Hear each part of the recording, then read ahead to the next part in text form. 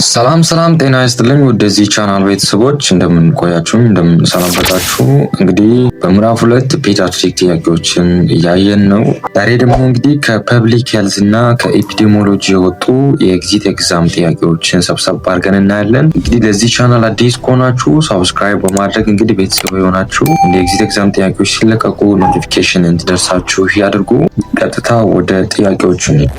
Question number 6. An epidemic investigation team got a report from health extension worker about unexpected high occurrence of malaria case in district. The team tried to compare the observed and the expected case of malaria occurrence at the districts by considering seasonal variation. What step of epidemic investigation most likely describes the above scenario? A. Prepare for fieldwork. B. Verifying the diagnosis. C. Describe the epidemic with respect to time, place, person. D. Verifying the existence of an epidemic ይለናል። እንግዲህ አን ኢፒዴሚክ ኢንቨስቲጌሽን ቲም አለ። ኢንቨስቲጌሽን ቲም እንግዲህ ማላሪያ ቁጥር እንግዲህ ከተጠበቀው በላይ ወይም አንኤክስፔክትድ የሆነ ሪፖርት እንግዲህ ደርሷቸዋል። ሶ ኮምፔር ያደረጉ ነው። ኦብዘርቭድ የሆነ ኬዝ አለ፣ ኤክስፔክትድ ኬዝ አለ፣ የታየ ኬዝ አለ። ምን ኃይሎቹ ናቸው አክቹአሊ እንግዲህ በማላሪያ እየተጠቁት የሚለውንና ኤክስፔክትድ ኬዝ አለ ደግሞ ምን ሊፈጠር ይችላል ወይንም ዋት ዊል ሃፐን የሚለውን ነገር እንግዲህ ኮምፔር እያደረጉ ነው። እና በተጨማሪም እንግዲህ ቤዝድ ኦን ሲዝናል ቫሪዬሽን ነው እንግዲህ ኮንሲደር እያደረጉ ያሉት። እንግዲህ ማላሪያ ብዙ ጊዜ እንግዲህ መጀመሪያዎቹ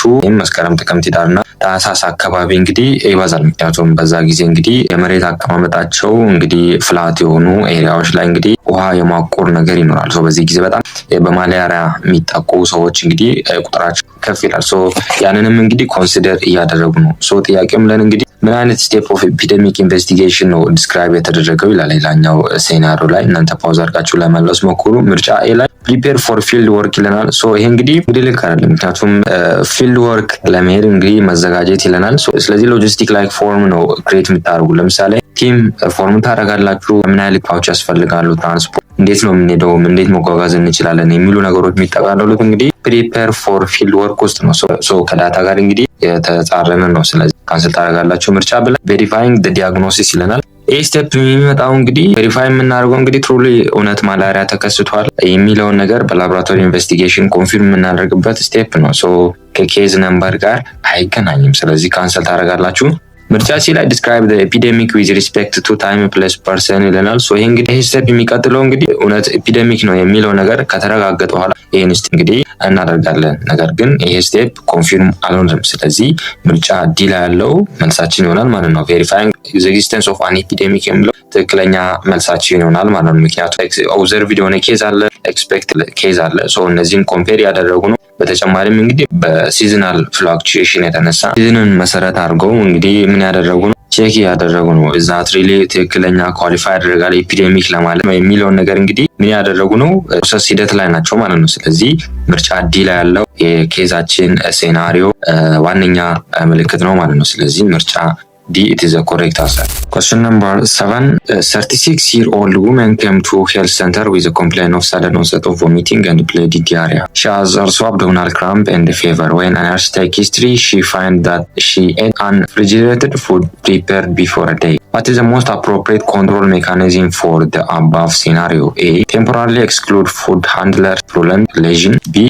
Keep the cleanness of the hand. C. Cover the wounds found on the skin. D. Reduce food handling time of food ይለናል። እንግዲህ እድሜዋ 36 የሆነ ሴት ናት። እንግዲህ ሳድ የሆነ ቮሚቲንግ ጀመራት፣ ብሌድ የሆነ ዲያሪያ አላት፣ አብዶሚናል ክራምፕ አላት፣ ከፍተኛ የሆነ ትኩሳት አላት። ሶ ሂስትሪ በምታዩበት ጊዜ እንግዲህ አንኩክድ የሆነ ወይንም ፍሪጅ ውስጥ ያልቆየ ምግብ ወይንም ፍሪጅ ውስጥ ያልገባ ምግብ እንግዲህ እንደሰራች እንግዲህ ተናግራለች። ሶ ጥያቄውም ለምንድነው እንግዲህ አፕሮፕሪየት የሆነ ኮንትሮል ሜካኒዝም የትኛው ነው ይለናል። ለዚህኛው ኬስ ምርጫ ላይ ቴምፖራሪ ኤክስክሉድ ፉድ ሃንድለር ዊዝ ፕሩለንት ሌዥን ይለናል። ሶ ይሄ ፉድ ሴፍቲ ላይ ይሄ ነገር በጣም አስፈላጊ ነው። ነገር ግን አፕላይ የሚሆነው እንግዲህ ምግቡን የምታዘጋጀዋ ሴትዮ ወይንም ስኪን ኢንፌክሽን ካላት ናት። ሶ እዚህ ላይ እንግዲህ የተጠቀሰ ወይንም የተነገረ ነገር የለም። ስለዚህ እንደ ሜይን ኢሹ አንወስደውም። ሶ ካንስል ታደርጋላችሁ።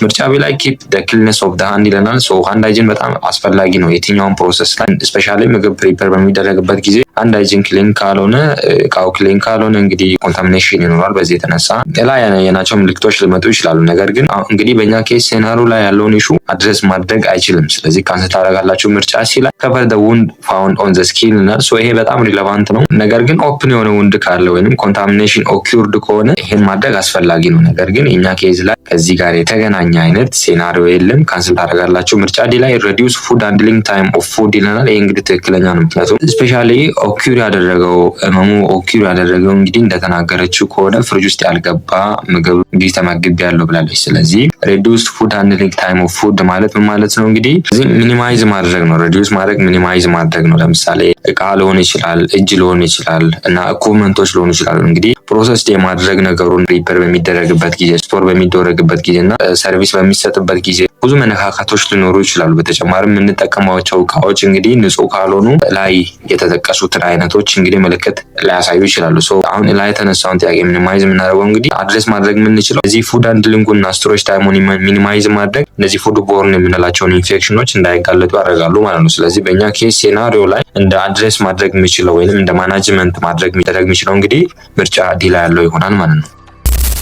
Question number 8. A pediatric nurse who is a member of epidemic management team assigned to investigate cholera response that occurred in a district. The epidemic management team focused its activity on limiting the number of cases and geographical spread of cholera, shortening the duration of the outbreak and reducing fatalities due to cholera. What public health management phase most likely describe the above scenario? A. Disaster recovery, B. Disaster response, C. Disaster mitigation, D. Disaster preparedness ይለናል። እንግዲህ የኤፒዴሚክ ማናጅመንት ቲም ነው። እንግዲህ ኮሌራ እንግዲህ ተከስተዋል።